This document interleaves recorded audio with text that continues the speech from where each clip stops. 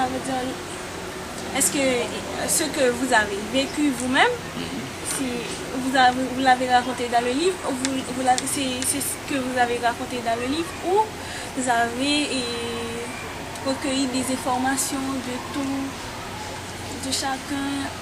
C'est un mélange des deux. Oui, l'événement lui-même, ce qui s'est passé, que tout le monde a vécu, et chacun à sa manière, je l'ai raconté.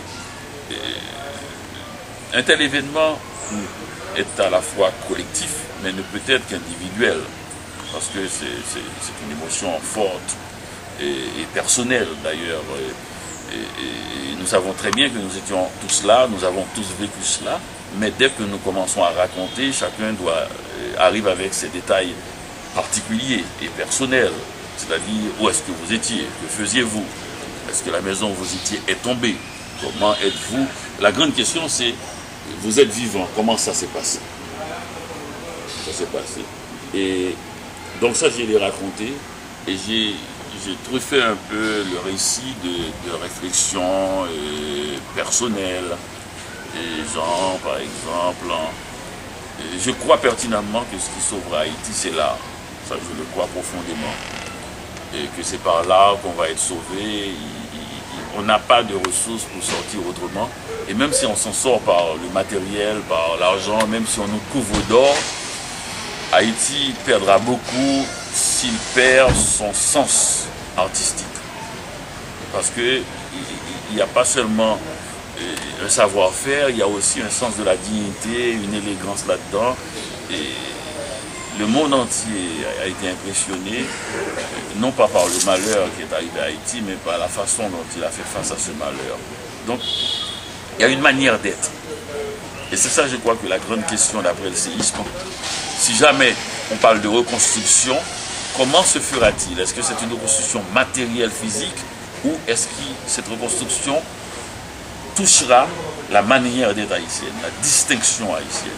Parce que pour reconstruire un pays, il faut quand même rebâtir les maisons, des maisons qui se ressemblent. On ne peut pas reconstruire, par exemple, des maisons et comme ça pour un grand nombre sans qu'ils ne se ressemblent pas.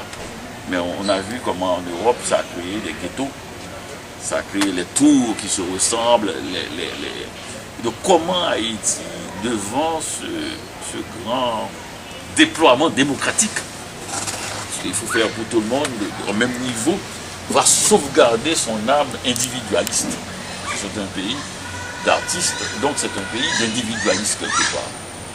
Donc c'est un peu là où l'on est, la fameuse question que tu m'as posée au tout début par rapport à la culture. Est-ce que la culture va aider au développement ou est-ce que le développement va passer par la culture? Enfin, c'est vraiment le grand clash, le grand face-à-face entre régler les besoins individuels et les besoins collectifs massifs et face, disons, à la manière haïtienne qui est toujours individuelle, à leur vision artistique. Parce que là en Haïti n'est pas une affaire de bourgeois. C'est l'un des rares pays au monde où la peinture n'est pas une affaire bourgeoise. Vous allez en Europe, c'est une classe sociale qui fait de la peinture. C'est une classe sociale qui va faire de la musique, du piano. Ça se fait, on va suivre des cours de peinture, on va aller au Louvre et faire des portraits comme Puvis de Chavannes, comme Botticelli, comme choses. En Haïti, c'est un art populaire comme le football, la peinture. Donc ce qui fait que l'individu, lui, dans la rue, il a l'impression qu'il a une vision du monde, personnelle, qu'il transpose d'ailleurs dans la politique. Hein. Chaque Haïtien a une vision. Le type, il ne mange pas, mais il a une vision nationale, globale. C'est ce qui impressionne les journalistes étrangers. Bon, comment maintenant, dans cette situation dramatique, où il faut penser à des choses matérielles, de nourriture, de maison, comment l'âme haïtienne, l'esprit haïtien va traverser ce moment de reconstruction physique? Donc c'est un peu le grand débat dont on n'aura la solution ou la réponse que dans 10-15 ans minimum. Donc tout ce qui se passe là, 3 mois plus tard, les gens s'agitent. Il ne peut rien se passer dans 3 mois, dans 1 an, dans 4 ans, dans 5 ans. On peut régler des problèmes matériels, économiques, bâtir une petite maison, mais on n'aura pas le résultat de l'impact du séisme sur la culture haïtienne avant au moins 15-30 ans. D'abord, le ministre, merci Dani, qui a toujours été très ouvert. Le ministre, je vais terminer en disant à Dani, est-ce qu'il va pouvoir tenir avec le même souffle dans 10 ans, parce que j'ai dit 20 ans, c'était trop peut-être. Moi, je pense que à un moment donné, la question du souffle ne se pose plus, puisque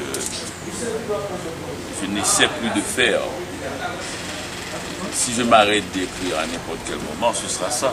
Il n'y a pas de tentative chez moi de garder ma présence sur la scène ou autre chose. J'ai eu la possibilité de dire ce que j'avais à dire. Et je pense que ça va être comme ça. Et tout le temps que j'aurai plaisir à écrire, j'écrirai. Mais je ne m'efforcerai pas à écrire. Je n'y tiens pas tant que ça. Et pour vous, écrire n'est pas un combat? Non, pas du tout. La seule chose qui m'intéresse, c'est ce que je suis en train de faire là. C'est rencontrer des gens. Si j'ai écrit, c'est pour rencontrer des gens. Ça, je l'ai toujours dit. J'ai écrit ce livre parce que je ne peux pas rencontrer tout le monde et leur raconter Haïti, ni ma vision du monde. Et le livre, c'est moi qui bouge. C'est un moi qui bouge. C'est moi-même qui va dans les maisons des gens. Et ouvrir un livre, c'est entendre la conversation de quelqu'un pendant 3 heures, 4 heures, 5 heures, sans pouvoir l'interrompre.